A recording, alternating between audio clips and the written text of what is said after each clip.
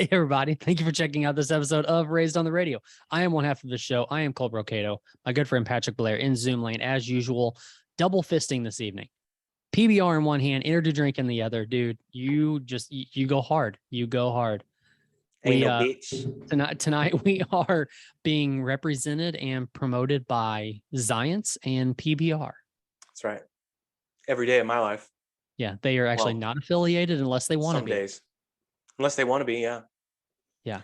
You're not a big we should reach out to them. Though, right? PBR was a sponsor. When I was on the radio, there was this guy, and I don't remember if I told you this, but there was this guy who just banked on sponsorship money and PBR was one of his sponsors. I heard rumors that he got anywhere from 10 to 15 grand a month from PBR. Who, for what? What did he do?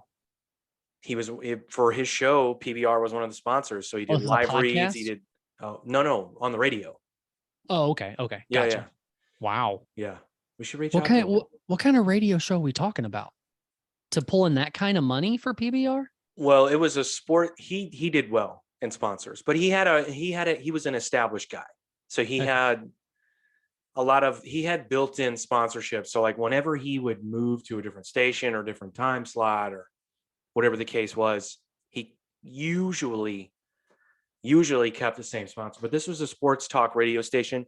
He was more of a political guy, and I hated his guts. But he sucked. But PBR was one of his sponsors. Like I said, I heard rumors. I know he did well, but I heard rumors that he did really well. Huh. But I don't know. That would be cool, though. I mean, I drank it, so might as well sponsor me, right? Yeah. That or like Stag. It'd be cool to have. Stag doesn't promote or doesn't sponsor podcasts, right? They should. I don't know that many people drink it. I don't care. I mean, white trash like you and I will drink it, but I don't know that many people drink that shit. I mean, enough people drink it to that they still make it. I mean, it's still a pretty big brand. Yeah, I mean, they're never not going to make it. They'll be just fine. Are they their own entity, or are they owned? I feel like they're owned by someone. Oh, I want to say like the Miller Coors brand, Molson Coors, or whoever that is, maybe owns them now. Either way, that's boring shit. But yeah, PBR, Zions, if you're listening, talk to us. I'm sure I drink Zions. Colt will start. I don't know how you don't. The fruit punch is delicious. Dude, I'm going to be honest with you. I don't know why, but just the flavoring of fruit punch turns me off. How dare There's not been very many things ever that's been flavored fruit punch. Add that to the list of white things that you've said over the past 2 years on this podcast. That's one of them. That I don't like fruit punch flavored stuff. Yeah, man. That's super white. It's super white. Is that the Kool-Aid you would drink when you were a kid? Is fruit punch? Red. Any drink, whatever it was, red. I want red. That's it. Okay. You remember Fruitopia? I think so. Those? Coca-Cola made them. They came in plastic bottles, Yeah, that's right. Yeah. What are they? 20-ounce plastic bottles that you get Coke or Diet Coke or whatever. Yeah. They put them in those, and I remember just like I don't know anyone that could explain what the red flavor was. We just called it red. I don't think anyone knew. I don't know if it was. I don't know if it wasn't fruit punch. It wasn't berry. It wasn't strawberry. I think it was just red. Yeah. And that was everybody's favorite. At least everybody I knew. But do they still make Sobe drinks? Do you remember Sobe? No. Yeah, I never got into that shit. But had like the lizards and stuff. Yeah. That was. Yeah, I didn't get into that. Yeah. Well, okay. Another question: is Surge the first energy drink? Like that was before Monster came out, right? There was way before Surge. There was Jolt Cola and Nitro Cola. Yeah. But was that basically the same thing? No, Surge was like a weird lemon lime or one of those flavors. Surge was disgusting. It was gross. I don't like lemon lime or like we were just talking about Mountain Dew before we started. I don't like that shit. Yeah. It tastes like piss. Cola flavored stuff's okay to me. So like I had a few Jolt Colas back in my day, but. So you say Jolt Cola, was it actually like a Coca-Cola? It was a cola, but it was loaded with caffeine. Okay. Loaded.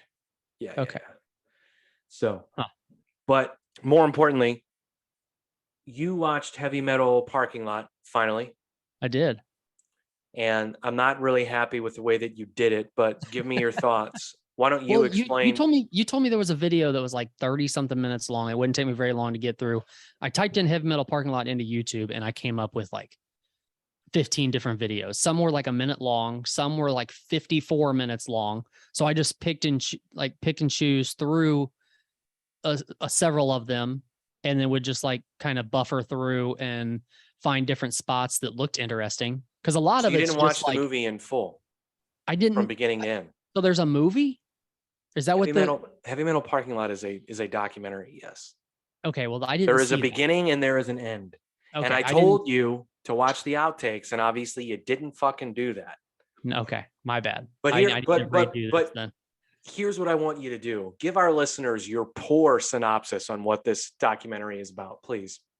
I didn't really know it was a documentary for one, but for two, it was literally just cameras going through parking lots like at a Judas Priest concert and filming people. What decade?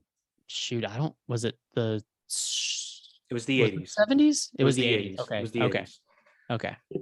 So you didn't like do like a total social experiment like I did while watching that and notice Meaning- just how fucking different everything was? Oh back yeah, then? for sure. Yeah. Okay. It didn't take What did you anything to notice? realize that. Did you notice that there wasn't there in the entire, well, you didn't watch all 38 minutes of it, but in the entire 38 minutes of the documentary, there are 3 overweight people. I'm not shitting you. Everyone is skinny, shredded, and out of their minds. I was gonna say, are you saying that that's drug related? I don't know. Everyone's crushing Budweisers and smoking cigarettes, and maybe they haven't eaten in 6 days. It's possible, but everyone is. It's the type of skinny that it would get me to take my shirt off while playing a show. That's what 98% of the people at this show were. My favorite out of what I watched was this guy who was going on and on about punk music and how stupid it was. Okay. And every other word was just out of his mouth was fucking punk. Fuck punk. I fucking hate punk. So and just going on about heavy metal. That's all. That's all he loved. Let me ask you something. Uh-huh. Are you familiar with the band American Hi-Fi? I know of them. Well, you remember the song Flavor of the Week? That's it. Yeah. Okay. Go to YouTube right now and look up the music video for Flavor of the Week by American Hi-Fi. Is it all 80s style? Go. I'll wait. Go. Unbelievable, this guy. What did I do? All right, here we go. Go ahead. Philosophy on life. It sucks. Heavy metal rules. Heavy metal rules. All that punk sucks. Okay. It doesn't belong in this world. It belongs on Mars, man. Seriously.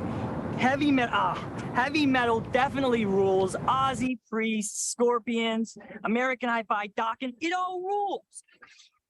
There you go. Yeah, that's pretty incredible. Taken directly I had from no idea. Heavy Metal Parking Lot. 100% exactly from it. Yeah. Even what he said. That's crazy. Yep. Okay, cool. With the exception of adding in their own band name. And that's a great song, by the way. So they pulled that from Heavy Metal Parking Lot. That's pretty cool. So for those that don't know, that's one of the most infamous scenes from the documentary. And so in the outtakes, they go find that guy later in life when he's like in his 40s and a dad and he's like a computer programmer or something. And they go, "Do you still listen to metal?" And he goes, "Well, I kind of listen to like country now and stuff, but sometimes." That's hilarious. He's like so ashamed. Yeah. That guy was internet famous before the internet. The internet made him famous. Yeah, dude, it's just you gotta watch it front to back, maybe get a little stoned, have a few beers in you. And dude, it's so hilarious, man. Like the ability to go back in time into the 80s and just like, well, that's the other thing too. The one thing I loved about it in the 80s, there was tailgating before every show like that. Yeah, I'm sure. And there wasn't a truck in sight, I don't think. It's a good point. It's a good point. It was like you had the tour buses, which looked freaking cool, by the way. Yeah. I don't know. I guess it's just because it was an 80s tour bus. But yeah, it was just all like Lincoln Continentals and like just old Gremlins and yeah. Yeah. Dusters Yugos and shit. Yeah. But also the but also at a time where the tickets were probably like $8. I mean, well, concert tickets obviously were cheaper back then. So, but Did it need to be a Judas Priest concert what do you for mean? Heavy Metal Parking Lot to be a thing? Like, could they have made this at any other show, like any other 80s band, like heavy metal band? Or do you think they were just the heavy metal band at the time that it needed to be them? Well, they were on top of the world then. Yeah. Yeah. So, I mean, but they were also like Judas Priest was considered heavy metal. You know, Now, were like they they weren't always considered good? hair metal. Like you would get a different crowd at, say, a Judas Priest concert than you would a Motley Crue concert. Yeah. You know, so that's Mhm. why there's a distinction to be made there because Judas Priest was considered heavy. They were heavy for the times, right? Right. So, but like I said, I think like White Snake opened. They say it in the documentary. I can't remember. I think it's Warrant or White Snake or somebody like that. Dokken. So- Maybe it's Dokken. So are they the original heavy metal band? No. So where do you okay, when do you think like heavy metal started? The reason why I asked this because I looked up Rob Halford and it showed that the band started in like 67. So I'm wondering when they started or when he started this band, was that considered heavy metal in 67? Was that even a thing? No. No. I just wonder if mean, metal music would like, I wonder if it was even close to being a thing yet. I mean, all things considered, Black Sabbath is considered amongst most circles the first heavy metal band. Okay. They were late 60s, early 70s. Okay. And I want to say they didn't really like break with like Paranoid and shit until the mid 70s. So, but I mean, there were other bands that existed. There were bands that were out there, but I think Sabbath was really the one to like get all the attention, like gain national attention. But I don't know. We Gotcha. don't need to have a fucking history quiz here, but yeah, it's a good documentary. Go watch it if you haven't. Again, it's called Heavy Metal Parking Lot. Yeah. But it's funny it's like I said, it's funny to go back and watch people tailgating and like really like get into the whole idea of going to a concert. What about so you're big on going to like massive festivals and stuff, which I have yet to go. Like, I mean, they're fun. yeah, Point Fest is not even a festival really, but it's Sure it probably is. the big. I mean, that's the biggest festival that I've No, been that's to. definitely a festival. So, I mean, do you see a lot of tailgating at the big festivals still these days? Yeah. Yeah, there is. Yeah, but I mean, the festivals are different though, because there's so much to do inside of the festival. So like tailgating is kind of like, okay, you can drink your own beer and you're not paying beer prices. You can but you know, a lot of the festivals now like too also have like campgrounds and like you can camp and do it. So the idea of tailgating doesn't necessarily exist unless you're local. Like if you're a person who like traveled to the festival and is like experiencing it for all that it has, like I don't know if you're not tailgating, you're like staying in a hotel, you're Right. camping. So I've seen people do it for sure. Yeah. But I feel like it's gone away a lot. I think it's gone away a lot in a lot of sports markets too. Well, that's what I was gonna say. I'm sure it's Which- nothing compared to like a college football game or something like that. But Oh man. you think that's gone away a lot in college football too? No. God. Oh, No. okay. God, Okay. no. Gotcha. Didn't you go down to Mizzou recently? Not recently. It's That been wasn't you? years. Is No, that somebody else I know? Okay. probably. Yeah, no, I mean you can go to a Mizzou game and the tailgating's that was my first tailgating experience was actually a Mizzou game. Okay, cool. Yeah. Fucking way back in the day, dude. I was probably like, there's pictures of me. I was probably like 7 years old, something like that. Wow. Yeah, huge tailgating. Like did your dad take you? My parents went, my sisters went. We had, yeah, it was a big deal. Big deal. Are they into college sports also? Yeah. I mean, my dad was actually supposed to play football at Mizzou, Okay. but he went to something called Vietnam instead. So What's that? Is yeah, that like a exactly. college and Yeah. But he was actually supposed to go and play. okay, cool.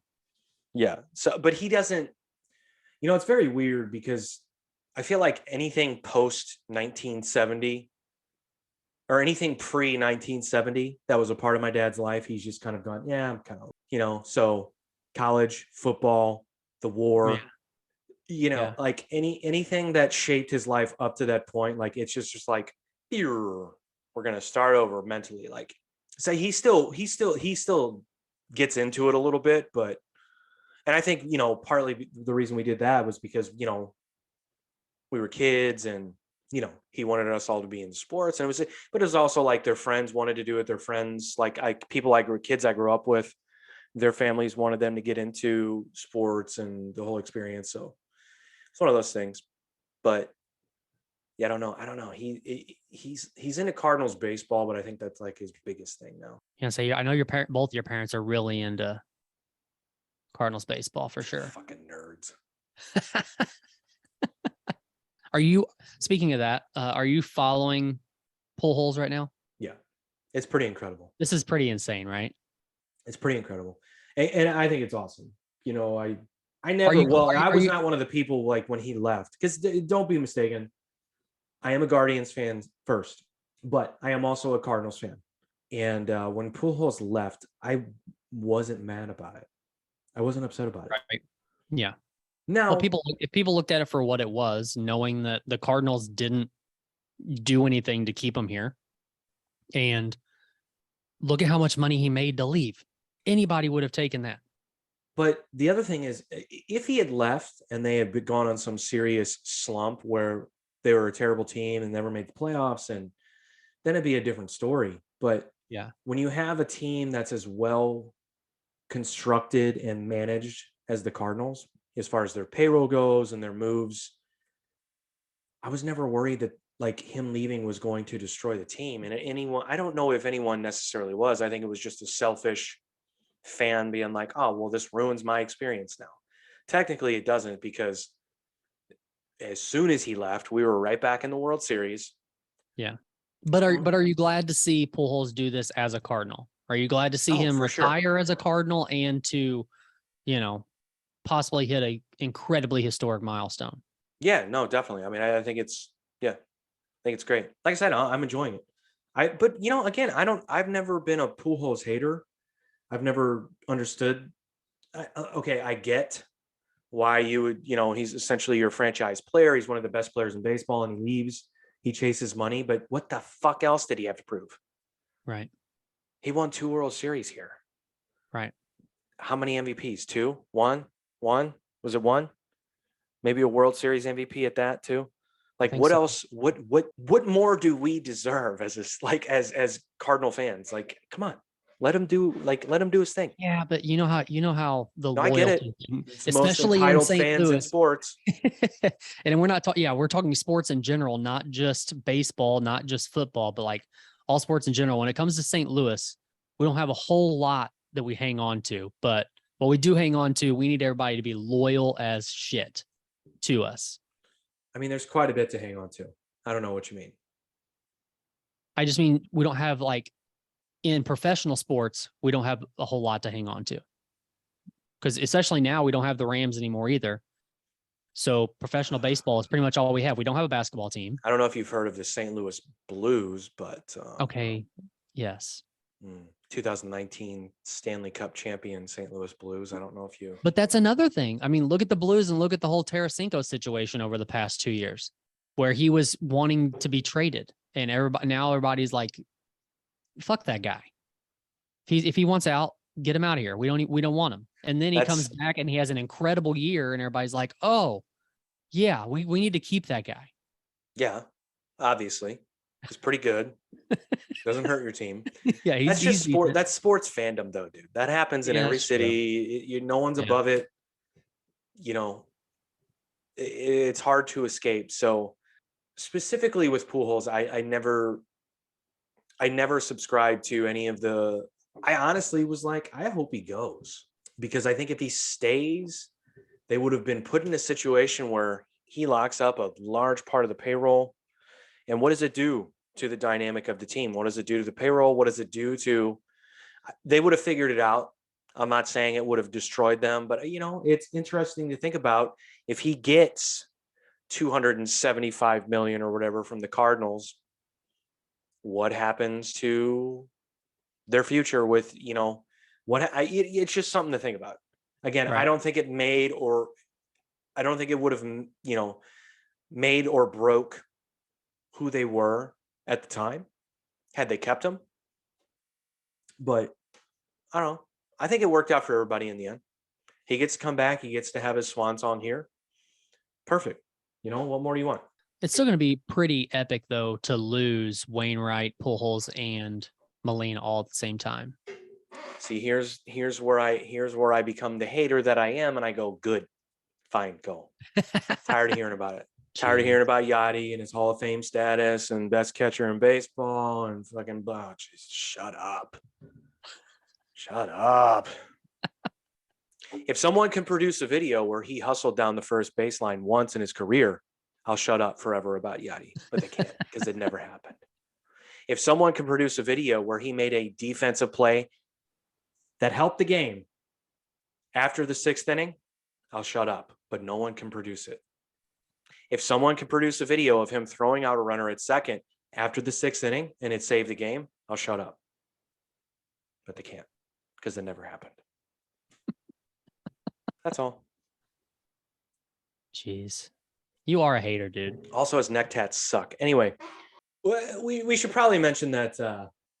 Let me just, let's not do it that way. What do you think about the new Story of the Year song? I really like it. Why? It's a weird question. No, it's not. What do you like about it? What do you mean? What do you That- like that's about it? That's a weird question. Yeah, like, okay, if it's I- a if I- good if I song. asked you- Anybody if I- can say it's a good song. What do you like about it? Do you like the lyrics? I know you love lyrics. Do you like? See, now you know where I'm going with this. What do you like about it? Okay, I'll give you lyrics. You like the I- lyrics? I actually think lyrically it is a pretty cool song. They've always been really good at simple but effective lyric writing. As someone who, you claim doesn't pay attention to lyrics, they're pretty good at that. They always have been. But I think in this one it's good too. What else? What else do you like? Well, before we move on, I think Joel Colby, I think, told me, and he may have mentioned this on the show when he was on too, about he had a buddy who told him that the best way to do it is to actually like look at the lyrics of a song before you even hear the music added to it, and then have the music added to it and see if it still hits you the same way as it does it with the lyrics. Do Are you you remember talking about as a fan or someone in the band? No, as a fan. Oh God, that sounds like the worst. Which I thing. mean, for you, that would be terrible because Yeah, you that's a nightmare. you don't like Who lyrics does- anyways. Wait, say it again. So Say it again. actually, While I reading shoot the- this heroin and kill myself. What are you saying? reading the lyrics of something before you put the music to it, then add the music to it and see if it still hits the same way. Which Yeah, I guess I'm not with that idea. But I guess, okay, do if you- that, whatever would you works do- for you. would you do the opposite? Would you say I No, want to hear the man. music I put the first? fucker on, I hit play, and I listen, dude. Jesus Christ. It's not a science experiment. Holy fuck. What are we You doing? know that that's not a randomly odd question that a lot of bands get, right? Like What? I've heard a lot of interviews where and you may say it's just a stupid interview question, but where they ask the band how they write. Yeah. Okay. Well, writing is different than the listener experiencing the song. Completely. Okay.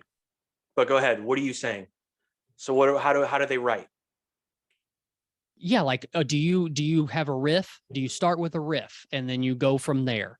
Or do you start with lyrics and then you try to find a riff that goes to your what's the order that you do things in? And Are you most asking of me? the time, no, I'm saying that Oh. that's a lot of interview questions that happen to bands is how God, that's do you so write? Do you do Boring. Anyone that asks that in a real interview should be beaten with a pipe. That's so boring.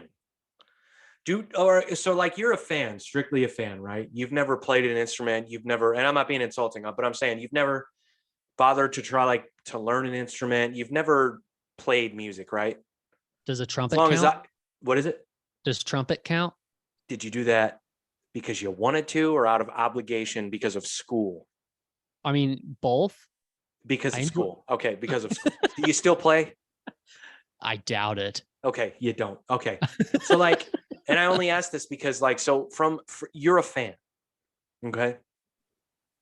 Do you really care about how a band constructed their songs? Is that something when you listen to the music, you really think about?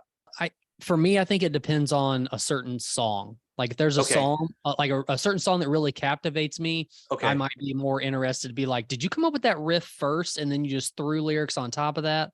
Or You did you really already think have of the that? lyrics written down? You Do really I? think about the order of how things are done when you know, what's the last song to captivate you? I love that you use that word. Probably actually an Inimical Drive song. Really? The The Reckoning. Okay. Okay. Fair enough. So when you were listening to that, wait, how's that song go? This is I'm thinking of a riff in reckoning. my head.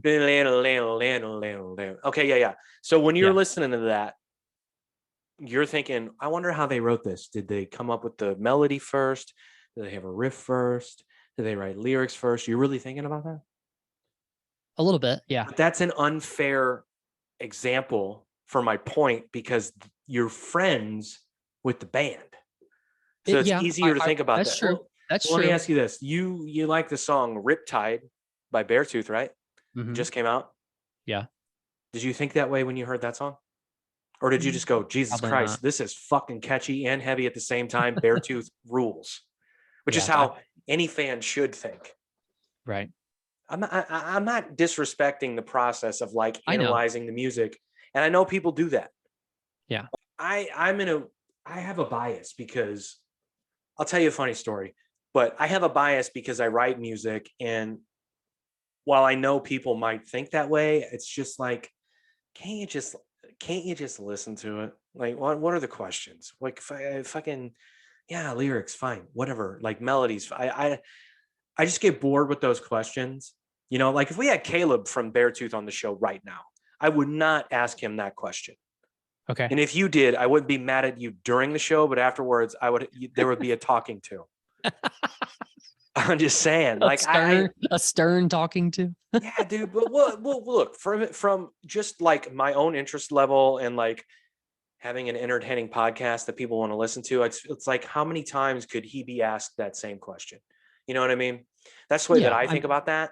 Yeah, And I look, get it. I Yeah. understand that you're curious, or not you specifically, but people are curious and they want to know shit. So I'll tell you a funny story related to Beartooth. So when I was at the Beartooth show recently, a couple weeks ago, whatever. God, I really hope this dude does not listen to this show. So I'm in line to get a drink, and this dude comes up to me, taps me on the shoulder, and it's a guy who used to basically come to a previous band I was in, all of our shows. I mean, he would be at every single one, up in the front row, fucking raging, just partying, fucking rocking out, knew all the words.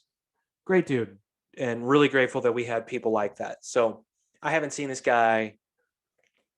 And now keep in mind, the band that I'm talking about, I was in a band after that band that was pretty successful as well. Never came to one show. Okay. He So was very much, it wasn't you. he was very much attached to that other band. So, and if he did come to a show, I missed him. Maybe he did. I just never saw him. And Yeah. believe me, if he were there, he probably would have made it a point to come up and speak to me, but maybe it was the thing. Anyway, he comes up, taps me on the shoulder. I'm like, oh, hey man, what's going on? So we're talking and we're catching up, and he was like, I'm really excited for the show. I was like, yeah, man, Beartooth and A Day to Remember are two of my favorites, blah, blah, blah, blah, blah. And he goes, man, I really wish you were still playing music. And I go, oh, I am actually, I doing stuff on my own now. He's like, are you serious? I'm like, yeah. I go, I can send you, a link to all the music, like whatever, you can listen to it, whatever. And he goes, oh yeah. I was like, put your number in my phone. I'll text you a link. So right after he puts his number in my phone, I text him a Spotify link, believe it or not. And I never hear from him. And then 3 days later, I don't hear from him for 3 days. 3 days later, I get a text message from him, just says, hey buddy, I don't use Spotify. I mainly listen to music on YouTube. So I only heard like previews of the songs, but it sounds really cool. And it sounds like your old band. It specifically reminds me of this one song, and he like quoted lyrics of mine. And I was like, okay. And then the last thing he said was, it's good to see you're getting back to your roots. And I was like, yeah, dude. I was like, what? I said to my wife, I go, I hate that. I don't even hate it so explain much. explain what you think that means. I'm I don't not know. sure. I don't know. Yeah, I don't think it was meant to be insulting, but it was just Right. like as an artist, just listen to the new shit. That's it. Get over the old shit. I don't want to know about it. I said something to my wife, and she was just like, it's kind of like what we were talking about when we went to the show when I saw you and your fucking entourage, and you called me and they were listening to this, or you were like, what if I requested one of your songs? Yeah. And I said something to my wife about that. It was basically the same explanation. She's like, babe, that was a moment in time that kid's never going to forget. You should be grateful that he has that and that he can even listen to your music now and even relate it. Because if he didn't like your music now, he would just go, fuck it. And he wouldn't find the time to like go, well, yeah, it sounds like this one song that I used to love and used to Right. scream at you while like, I was like, yeah, you're right. But Jesus, it's annoying. I really hope he doesn't listen. My if you are question is, why listening, you know who you are. Thank you for taking the time. And I sent him afterwards, I sent him YouTube links and I was like, yeah, I'm on YouTube okay. too. So here you go. Okay. Well, that was gonna be my question, not to be insulting, but like, why would you message back and say, I don't listen to Spotify, when if he knows what the name of your project is, he could just Yeah. go to YouTube and say, hey, I just watched this on YouTube and I really like it. That Like was that kind of it's- the other annoying thing. Yeah. A little bit. Yeah. That was annoying. So let me ask you this. We have talked about that song by Kate Bush, that Running Up That Hill, that Stranger Things remade like this big hit.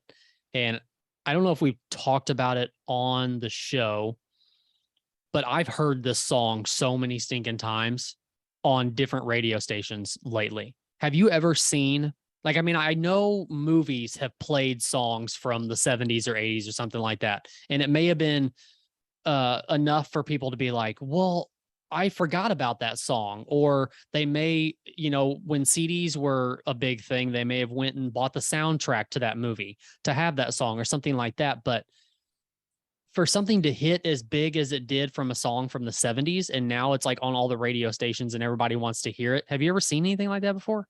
The one that I can think of off the top of my head would be I Would Walk 500 Miles. You know that song? I do. By the Proclaimers? Proclaimers. Yeah. Yeah.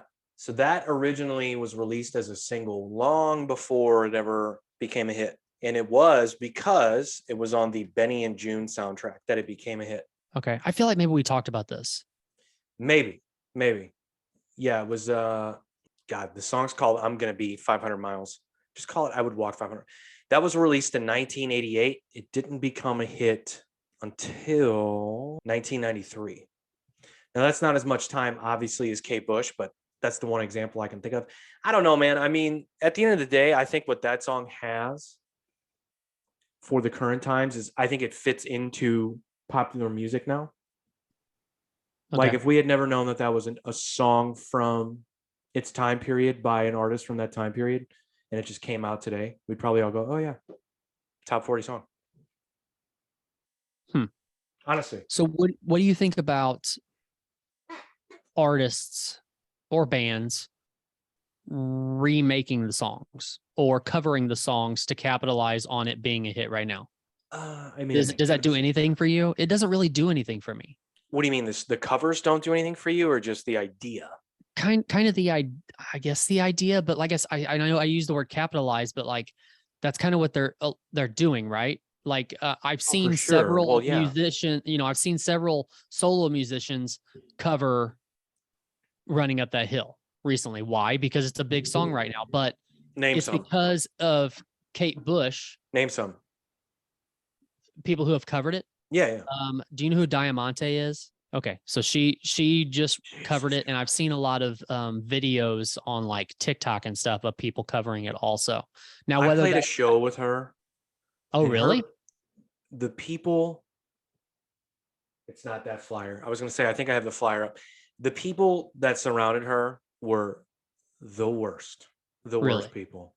Like I wanted to be like, hey, she's not Madonna. Stop No, we're not going to move out of your way. No, we're not going to not go there. No, no, no. There are no zones. This is Pops. Suck my dick. This is my home club. Get the fuck out of here. Like, fuck you. Yeah. I was pissed. Sorry. She covered it. Shocking. I heard Yeah. a cover of it by someone. I don't know who it was. I didn't dig it. It was like a metal band. I didn't really like it that much. I don't really like that song that much. Yeah. The original. I don't really dig it that much. Go on. Who else? Sorry, I interrupted. I just said I've seen several people on TikTok covering it. Now, I'm not saying they actually went and recorded the song, but they were covering it and they were getting views on their videos Of for course. that, So, it's a way to capitalize on the success of that song, I guess. So you didn't like But the it last doesn't- song that it doesn't I do- put out? That's not what I meant. I think that's I think that's Cover? different. I think that's different. I'm not saying Cover? that I don't like cover songs. I'm saying that I knowing did that not people- cover a Running Up That Hill. The song exactly, was exactly. yeah, That's my yeah. point. Yeah. It's kind of like it wasn't an obscure song from the dude's record, but I mean, it still had the video on YouTube. Still has. I mean, it had. When I released my version of his song, I think his video had 2 million views or something like that. So not huge, but not small, Yeah. But I mean, there was a better song I could have covered by that guy from that record, but I chose the lesser known. I don't know. Maybe that's why I'm. Well, another topic I don't know if we've talked about before or not. I feel like we've talked about Alien Ant Farm before, but Yeah. what about bands who made their mark based off of a cover song? Alien Ant Farm, Limp Bizkit. Uh, Limp Limp Bizkit Bizkit blew for up what? because of Faith. okay, yeah. That was a George They were Michael song. Right? That's right. popular before that. Okay. People knew who they were, but that song put them over the top for Yeah, sure. that's true. For sure. What was the other cover? Behind Blue Eyes? That was a cover, right? Or was that just a song off a soundtrack? No. That is a song by the. I don't know. Have you heard of the Who? Okay. Yeah. Okay. Wow. Hey, at least I knew it was a cover. God love you. So other ones. Well, let me think here. So there's Alien Ant Farm, Limp Bizkit, No Doubt. It's My Life song or whatever. Or it's that. You know what I'm talking about? I always get it confused with the Bon Jovi song. Every time I try to sing the hook, I want to go. As soon as you- my life. Yeah, as soon as you said it's my now life, or Bon never. Bon Jovi Ah, popped in my How head. does the No Doubt one go? Let me see. I don't remember. Like I get it confused. Like I want to do a No Doubt hook, then I always go to dan to dan to dan dan dan to dan to dan dan. Well, that's yeah. Oh yeah, there we go. Yeah, this is a cover, Okay. and it did much better than the '80s song. It's my life. Don't you forget. My mind just went to straight for it's now or never. It's my life. And it's now or never. Yeah. See? Yeah. I kind of like the Bon Jovi song better. Not gonna lie. Yeah. That song is a cover. Huge song for them. Huge. And most people don't know that is a cover. People just assume that's their song. I'm trying to think of other ones like that. The really sneaky, tricky ones are the ones that are. I think we've talked about this before. Where they're like covers, but you didn't really know because the Yeah. songs Well, like- weren't big before. I Will Always Love You, Whitney Houston. Like there's Yeah, still right. an ignorant part of the population that does not know Yeah. that that's a Dolly Parton song. Right. Yeah. That's probably the most. That's got to be the most successful cover of all time, right? I would It think so. I has mean, to- that was That huge song was when that movie huge. came out. Yeah. Huge. That's probably, I bet, you think that's one of the most highly sold soundtracks? Oh, without a doubt. That one, The Bodyguard, right? That's what that was for? Bodyguard, that one, Forrest Gump, Rolling Stones reader picks the top 10 greatest cover songs. I hate Rolling Stone. Of course, Jimi Hendrix All Along the Watchtower. Did anyone know that Bob Dylan did it or care that Bob Dylan did it? His version's so much better. That is a good one, though. And that's number one on their list. Johnny Okay. Cash, Hurt. Oh, yeah. But Don't that, like well, that version of that at all. I mean, that didn't put them on the map by any means, but yeah, I get what they're saying. It did well. Yeah. Did it do better than Nine Inch Nails? 1994 song. Her doesn't say. Jeff Buckley, Hallelujah, the Leonard Cohen song. Didn't know that he even covered that. Don't care. I didn't either, but I know the song. Joe Cocker. Oh yeah, dude, that's a huge one. Shit. Joe Cocker did With a Little Help from My Friends, which is way better than the Beatles version, because Joe Cocker is one of the best vocalists of all time when it comes to like soul and just fucking grit in your voice. That was Yeah. a song from the Wonder Years. I don't know if you knew that. Okay, I know who Joe Cocker was, but I couldn't put a song with him. But yeah, that such a makes good sense. song. Yeah. Nirvana, The Man Who Sold the World, originally done by David Bowie. It's a good one. The Beatles, Twist and Shout, which is originally an Isley Brothers song. Okay, fine. I didn't know that the White Stripes even did Jolene by Dolly Parton. I don't care. That sounds awful. Yeah. Nirvana. Finally, you're starting to see the light. Nirvana, Where Did You Sleep Last Night by Lead Belly. That was on their Unplugged set. That was a good one. Guns N' Roses, Knocking on Heaven's Door. Muse, Feeling Good. Muse, Feeling Good. What song is that? I don't know. It doesn't say who they covered. It's from the Broadway musical The Roar of the Grease Paint, The Smell of the Crowd. It's That's also been weird. covered by Nina Simone, Bobby Darin, Frank Sinatra, George Michael, and many other people. I've never heard their Weird. version of that song. 65 best cover songs of all time that outdid the originals by Best Life Online. Do we trust this website? Let's find out. Superstar by Sonic Youth, best known by the Carpenters. So far, not trusting this website at all. Landslide by Miley Cyrus, originally done by Fleetwood Mac. Fine. This is a lot of obscure shit. Johnny Cash, Rusty Cage, by Soundgarden. Random question: does Miley Cyrus have anything that you enjoy? No. Okay. No. There's only one song that she's done that it wasn't even her song. I don't think she was a part of it that I like, and it's at 23. Don't know what that is. I'm not saying she's not good. It's not for me. I just don't like Yeah. her, and because I don't Yeah. like her, I can't get over that fact when listening to the music. Yeah. I also just, I don't know, the whole rock and roll thing. She's this like student of rock and roll now. Like she was at she's supposed to be at that Taylor Hawkins reunion festival. Like there's like an entire 3-day festival. They already put something like that together. To Holy crap.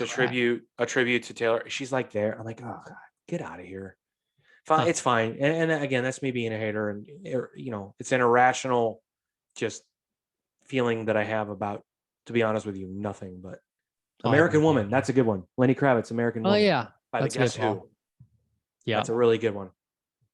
Yeah. That got super popular for him.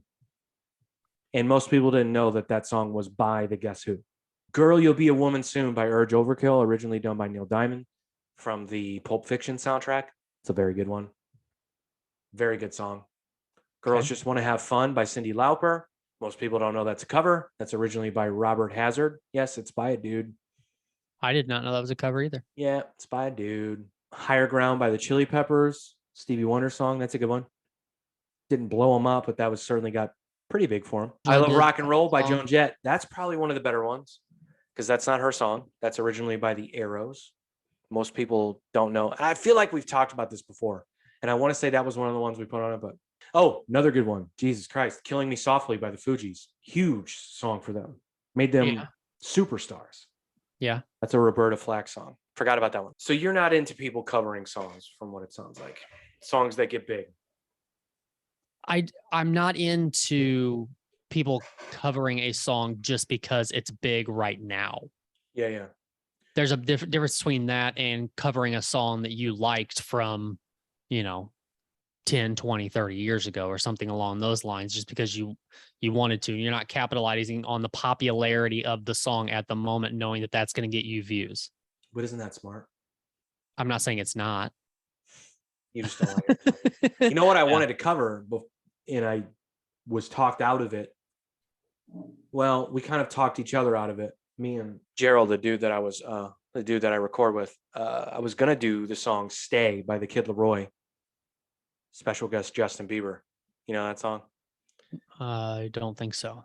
You know it. You've heard it. Trust me, it's Okay. huge, huge, Okay. huge, huge, huge. But people had already done it. Like it was several bands on YouTube had already put out a cover and a video and everything. I was like, oh fuck, this song's been out like a month. How do all these like? Who are these bands working with, and where are they getting their money? I was like, how the fuck do you already have a high production recording, a high production video already out? The song's like Right. a month old, but nonetheless, we go, maybe we shouldn't do that one. Did you listen to the Our Last Night? It's the singer from Our Last Night on Finn McKenty's podcast. Did you listen to that episode? No, but that band's really good at covers. They are, and that's why I was asking. Like, I was curious if you had listened to it because he had a lot of. I think they picked like 6 songs or something. They picked like 2 songs from each era, like Yeah, yeah. 80s, 90s, 2000s, or maybe it was 70s, 80s, 90s, or something like that. And all that. But he also talked about like music videos and how he thinks music videos are kind of a waste of time now. And do you I think wouldn't say that? a waste of time. I would say a waste of money. If you're paying out the ass for them. I mean, I could see, yeah, what you're saying. I could see if you know you're gonna be pulling in a shitload of views to where it's something you can monetize by just having the video out there. But if it's just making a video just for your listeners to see a music video for it, I don't know that it in this day and age is worth it. Well, I think people want the visual. They definitely do. There's high value and there's high demand on people wanting to see a visual with their favorite artist or with the song that they really like. Now, does it have to be extravagant? Does it have to be high production? Does it have to cost you a lot of money? No, I don't think so at all. And maybe that's what he's talking about. But I think people are long past the days of overspending on a music video, you know? And I think people know, and I think people that shoot music videos now know that. Like there aren't a lot of people left that like, overcharge, whether you be an unsigned band, a signed band, or whatever. There are very few people that will be able to get over on a band and be like, yeah, 10 grand. You know what I mean? Yeah. I mean, I get his point, but but at the same time, well, it's kind of bizarre though, because he comes from a genre of music where music videos still, to me anyway, seem to do really well. So if you were gonna put out like say an EP had 5 songs on it, Yeah. would you choose ahead of time? I'm gonna make a music video for 2 of these songs, and these are gonna be the 2 singles that I put out ahead of time. Or would you put out the EP, see what songs hit, and what ones you're getting the most traction on, and then make a music video for those? Or would that even matter to you? Yeah, but I don't think no one really takes the approach like, let's see which ones hit. I think they pick like, we know for our audience this is going to work. We know this song is going to gain traction. So we'll Okay. make a music video for it, or we'll just release this as a single, and then the next one there's a Well, I get strategic way of doing it. But to his point though, I understand what he's saying from a monetary sort of like financial, like, don't break the bank on a music video. It's not, unless you make fucking Scream by Michael Jackson, it's not going to like move the needle right. for you. Yeah. I mean, can you really think of the last band that blew up because they had a super kick-ass music video? Now there are TikTok stars and they're making TikTok videos and they're getting a shit ton of views on TikTok, and that's translating into real music careers. And then what they do after that, fine. Because what they do after that, they make a music video, it's going to get millions of views on TikTok because they have already had them. But if you're a band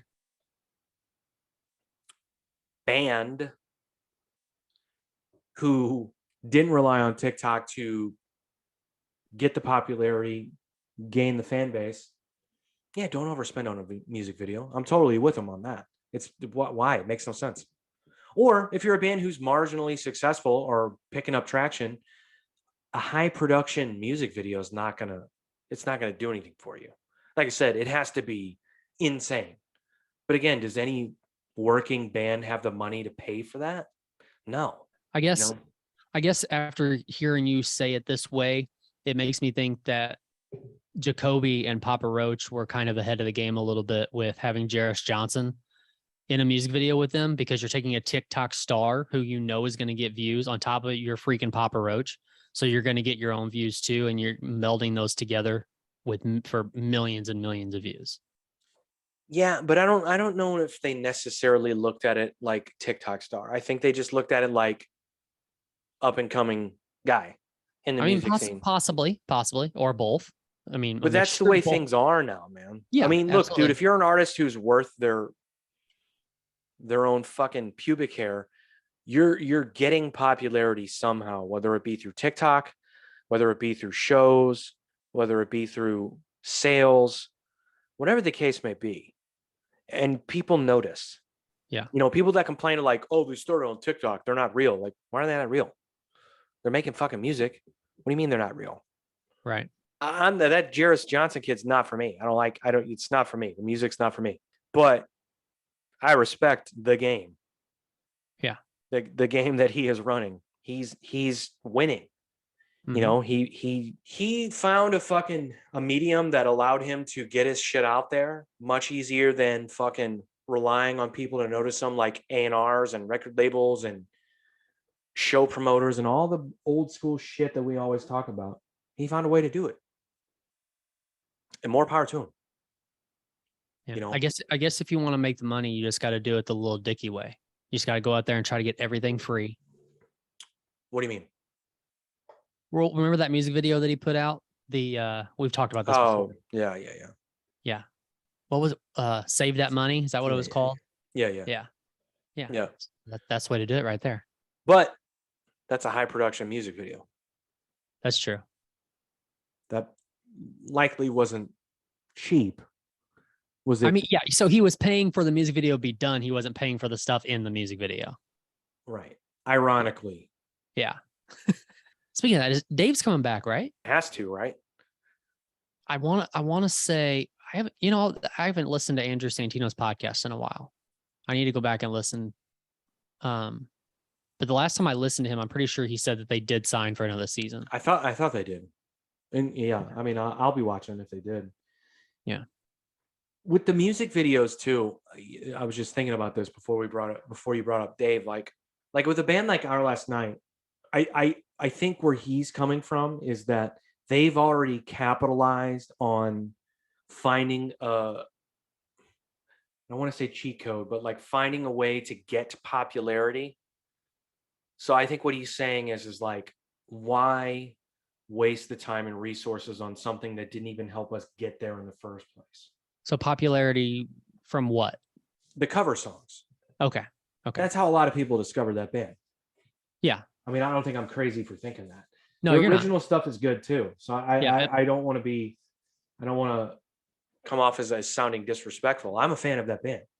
Right. Well, he mentioned that too. And he talked about like the Disney songs that they did the covers of and everything, and how they didn't really know how it was going to go in the beginning. And then after they did them, you had all these people saying like, I hated this song beforehand, but my kids are going to listen to it.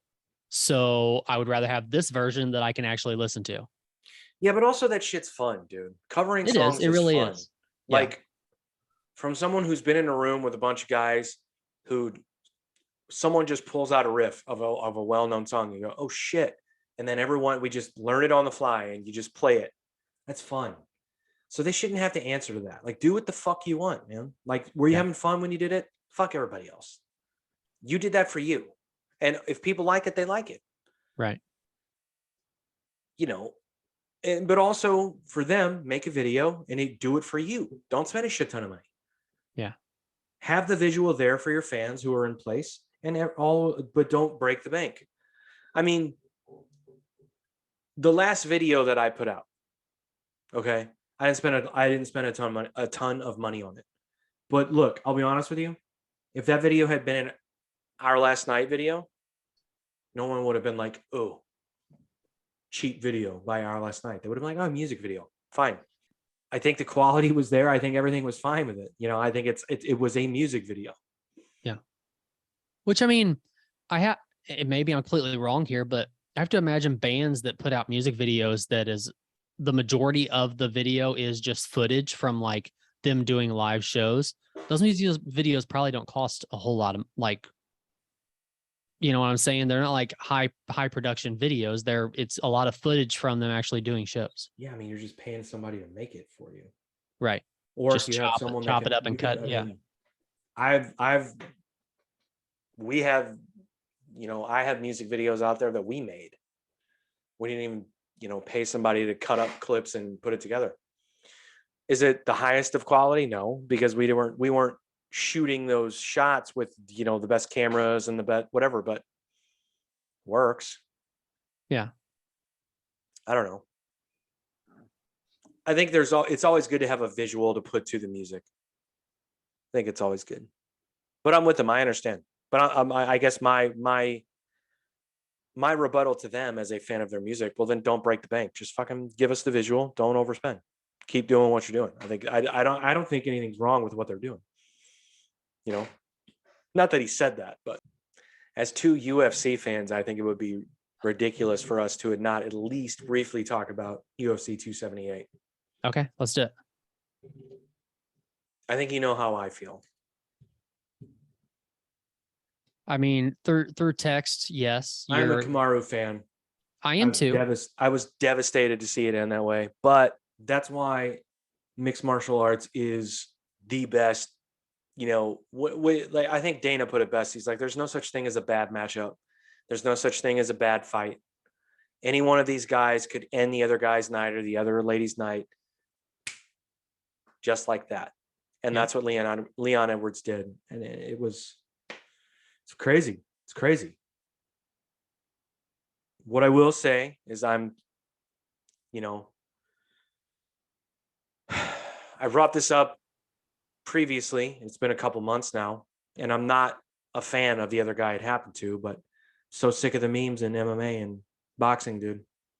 Just so tired of it. Yeah.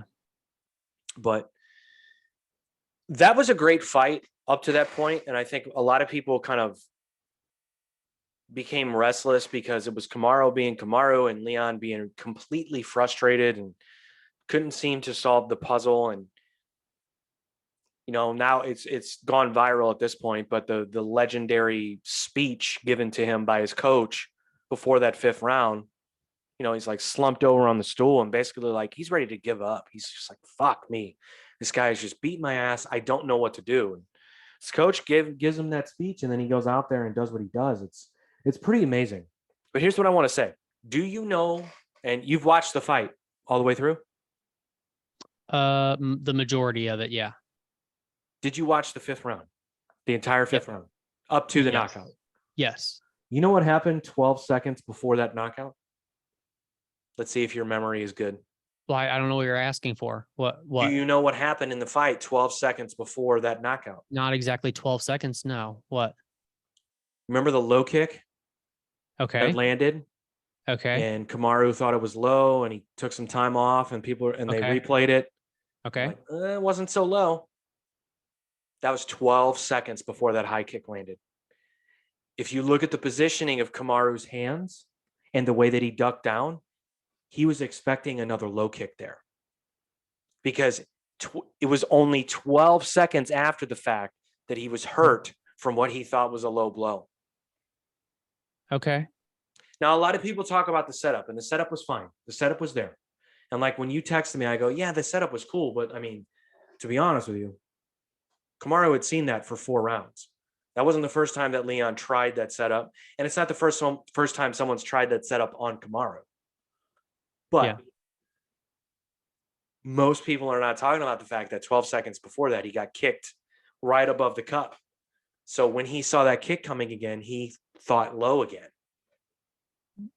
But does that matter? Doesn't matter. No, I'm not taking anything away from Leon. I'm just saying it's interesting to analyze now after the fact. No, it doesn't take anything away. Dude, Okay. look, That's fight. That's what fighting is. You fucking landed Yeah. a beautiful high kick. He knocked the fucking guy out. I mean, Yeah. I can't take anything away from Leon Edwards. Do I think he caught Kamaru sleeping a little bit, like kind of like cruising? Yeah, I think so. But like That's I said, okay. That's what happens. I do think that the fact that it happened in the 5th round and not the first, I think there's a big difference between 4 rounds there. There's a huge difference. Kamaru knew he was winning that Mentally, fight. and yeah, He knew he was winning the fight. And I think there's 1 minute left in the fight. I think in Kamaru's mind, he's not going to mount any type of offense that's going to hurt me right now. So let me just kind of lay back a little bit and read the feints and shit happens. Mhm. That's on Kamaru. I'm not saying Leon didn't do a good job. He did a fucking great job. So do we already have a running this back date? No, but it's got to be. You don't give anybody else that shot, right? That I would be don't- so I- disrespectful can't. to Usman. How many fights did Usman make it? That while would have holding the title? been his 6th title defense. So he beat Right. Yeah, you have to. Masvidal twice, Colby twice, and then he beat Gilbert Burns. So he's defended the title 5 times. Okay. Yeah, I mean you gotta. It's still got to suck to be that guy. So say this plays out to where they run this back, Usman gets the title back. It's got to suck to be Edwards in that situation. Because I mean, you can have a trilogy fight if you want it, but if you lose that, where do you sit? If Usman stays at the top of the game again. Let me just say this. If Nate fucking Diaz beats Chimaev, you have a title fight with the guy who almost finished you the fight before this, and you do it in England. It's bigger than a Kamaru rematch. Which is it. You replay Nate fucking rocking him on a loop for 2 fucking months. Yeah. And we're going to do it at the O2 in fucking London, dude. But Nate has to beat Chimaev. But also Chimaev, Right. Leon was supposed to fight him 3 times, and they all got canceled because COVID and injuries and COVID again. And so both have an interesting case to maybe get the next title shot, and you let Kamaru kind of heal up. And yeah, but I'm gonna throw the whole ranking situation at you again. It still makes no sense that Nate Diaz would. Let me even explain that, something would even, to I you. understand that it's If money. Nate Diaz I understand that it's money and it's name shuts the hype recognition. train down, he is fighting for a title. There's no way that they don't make that happen. But do you think that it would be, what's the word I'm looking for? If other fighters in that division bitch because They already have. is it okay? I mean, are they? They haven't bitched about Nate or Chimaev. They've bitched about Masvidal wants a shot. Because of the whole 3-piece in a soda thing, and fine. That fight would sell well because of the history there.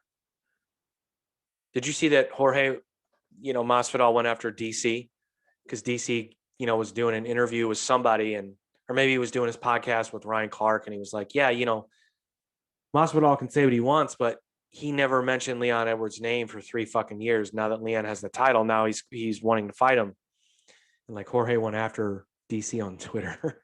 It was like, just because I didn't come on your bullshit YouTube show, don't start talking about me, like all this shit. And I was like, oh God. Yeah. And like nothing's going to come of that. I mean, DC, No. it's just mouthing back and forth, but it still builds hype and it keeps your name out there, I guess. So I'll say this. You know how I mentioned to you before that Wonder Boy was going to fight Kevin Holland? That's not happening.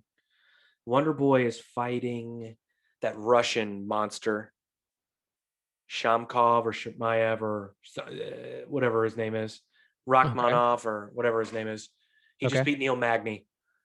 Okay. Wonder Boy is fighting that guy. Kevin Holland is fighting Daniel Rodriguez, which is a really good fight.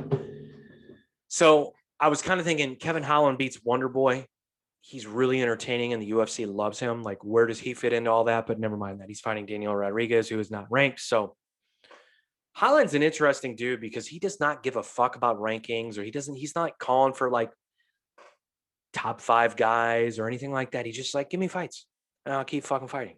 Right. Like, it's really, really fun to watch. And like, it's admirable because you have all these guys talking about pay and fucking rankings and title shots. And, you know, this dude's like, when am I fighting? Which, I mean, Taking the old cowboy approach, like, when and who? Tell me Right. when, tell me where, tell me who, and I'll be there. right. However, But he's a guy who's also come However- out to the UFC's defense about pay. yeah, but also a cowboy. I mean, how many title fights did he make it to? Is that One. because he's always just been a give me a fight whenever, you know, just tell me when I'm going to fight. The guys, is there a case to be made for the guys who do say, give me a top 5 guy, and they get the top 5 guy, and whether they win or lose, they're still up in that area of the rankings, you know, versus admire just, both. give me, you know, give me fighters, and anything can happen in those fights. I admire the people who are just like, give me a fight whenever, I don't care, I'll fight tomorrow. But I don't know. It depends on what, I guess, you think the trajectory of your career is going to be. Are you going to do you want 15 fights in your career and you hope that there's a title run in there and then you want to retire and get out? Or, you know, do you want every possible fight that you can possibly get? And then if a title run happens, it happens. Yeah, I admire both. I think with Cowboy, though, here's what his problem was. He went on the title run at 155, lost the title fight, and I knew he was going to lose that fight. I hate saying that because I am a fan. I knew he was going to lose that fight. RDA was on another level then, and Cowboy, historically speaking, did not show up for the big fights that he needed to win, and he didn't in that fight. He looked overwhelmed. He didn't look like he was in there to win. He looked like he was happy to be. I do, yeah, for I sure. hate saying that. I mean that, I think that's a lot of his career. Like, and I don't know if it's all nerves or whatever, but even like the Conor fight, you know, I'm just throwing that as an example too. I'm but with you. But it was a big fight regardless. So it's like, you're not Cowboy at this moment. And maybe it was mostly nerves because the fights that he's not worried about a title or anything like that, the nerves are probably a lot less. Well, here's the thing about him. This is where I think it kind of went off the rails. I think at 155, there was a strategic rise to the top to get to that title shot. I think he still had the mindset, like, I don't care who I fight. But I think when it came down to it, they booked the right fights. When he went up to 170, I'll tell you the fight that truly fucked him, because he was on his way. He was on his way. He was 1 or 2 wins away from being like, "Ooh, we could give this guy a fucking title shot." But then he goes, you know what? Let me come back on not a lot of rest and let me fight Jorge Masvidal. And Masvidal just fucking decimated him, dude. Just picked him apart because the card was in his home fucking town. He's like, I want to be the headliner on a card in my hometown. And he shouldn't have come back to that. He just got done fighting Matt Brown. He got the bejesus knocked out of him in that fight. He won, but he took heavy fucking shots. He should have taken a year off. Yeah. Easily. But he comes back on, I don't know, a couple months, fights Jorge Masvidal, and just gets fucking wrecked. Mm-hmm. Destroys his chances at 170. Goes back down to 55. And then he's he wins a few fights there. I think he was kind of forced to go back down to 155. Well, it was a good decision because he won a few fights, and now he fights Tony Ferguson, and he goes, Dana's like, yeah, the winner of this fight will probably get a title shot. And we see how that ended up. But yeah, that Masvidal fight, I remember that so vividly. I was like, why the fuck did he do that? And then after that, he fights Darren Till and Leon Edwards. Like, Cowboy's a gangster, dude. Like, it's just really no fucks given, man. Like, you get knocked out by Jorge Masvidal, and you're like, yeah, I'll fight Darren Till. Yeah, I'll fight Leon Edwards. Like, I'll just fight these fucking savages, these guys who are really good, probably more talented than me all around. But do they have more heart than me? Can they beat me? you know, Which, I mean, this might sound weird, but nowadays, with as good as fighters are getting, I don't know if heart goes as long of a way as it used to. for some people, most no.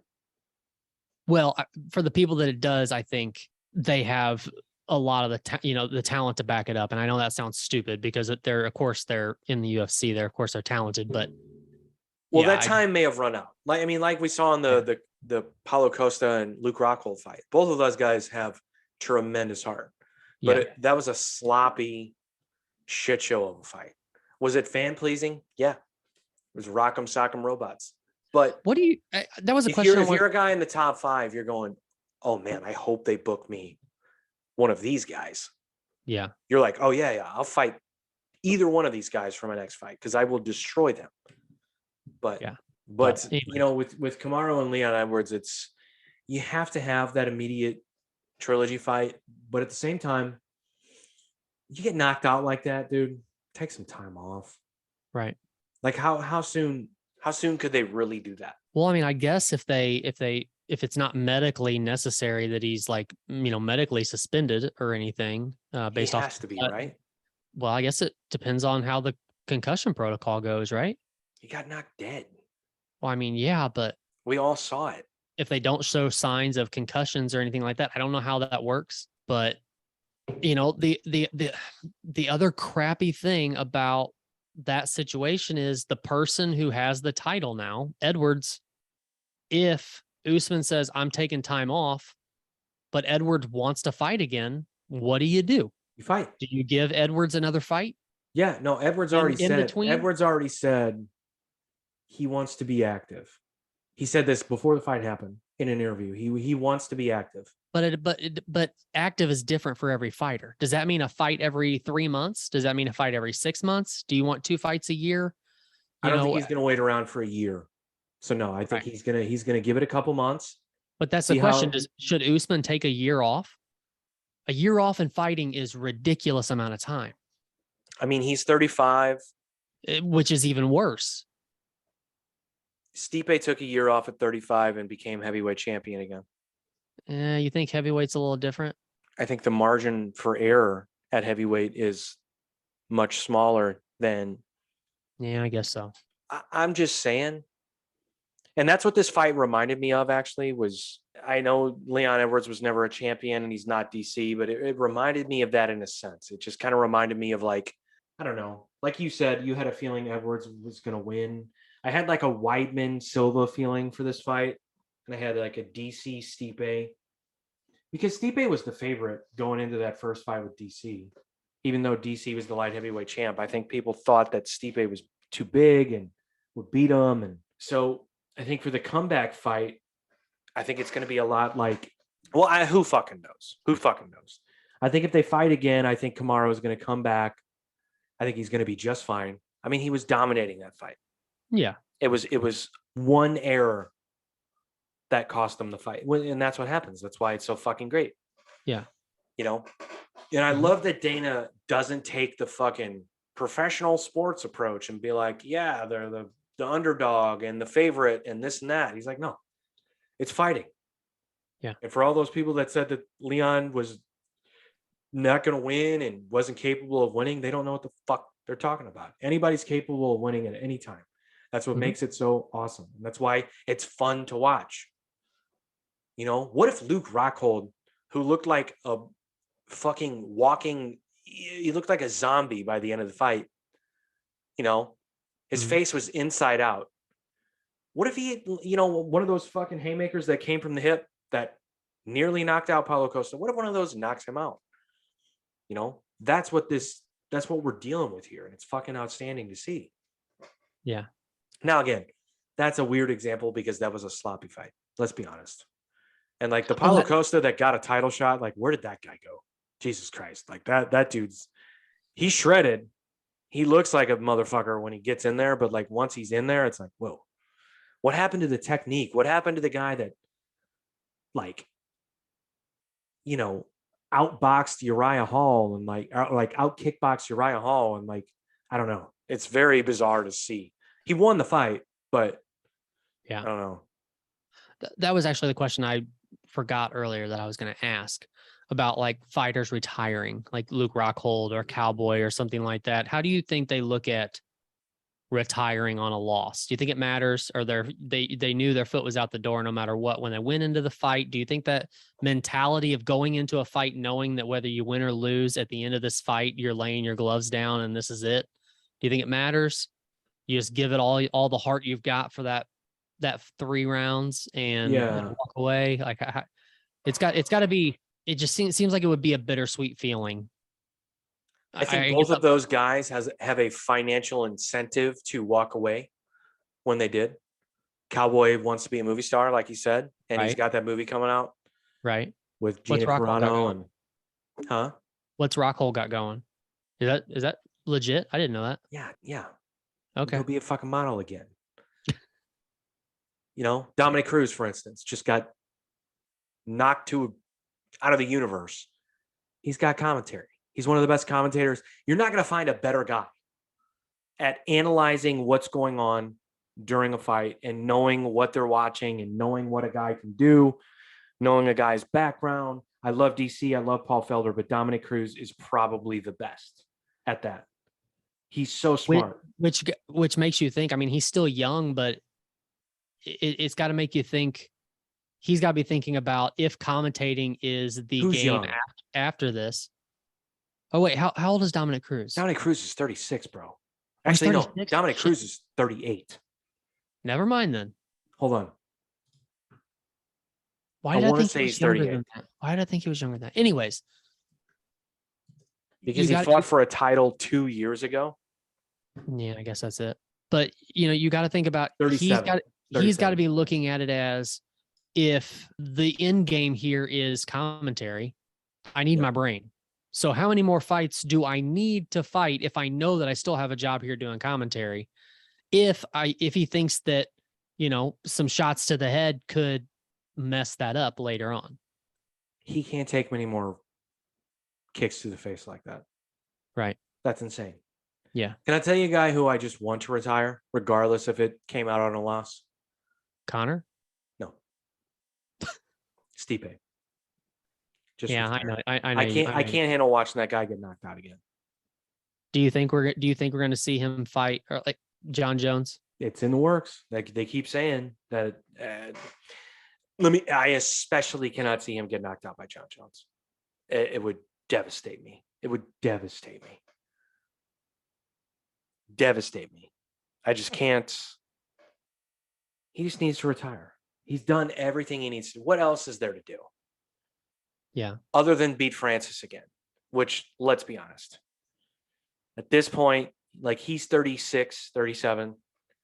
Are you really going to beat Francis again? Like Francis is no spring chicken either.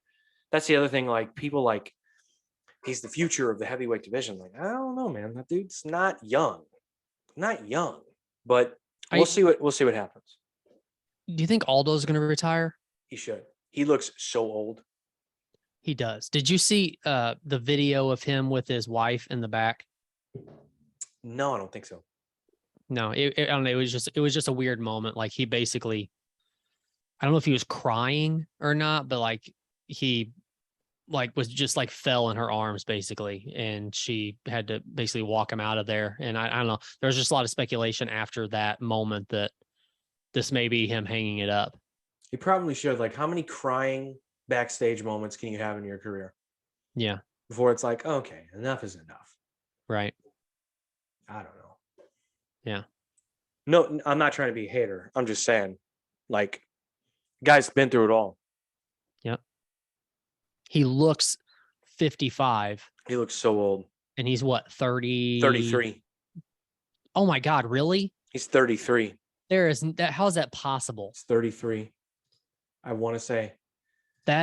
He has to be the oldest looking 33-year-old on the planet. I mean, I do write-ups on all these. I know he's 35. Sorry. 35. Okay. No, I thought he was younger than that.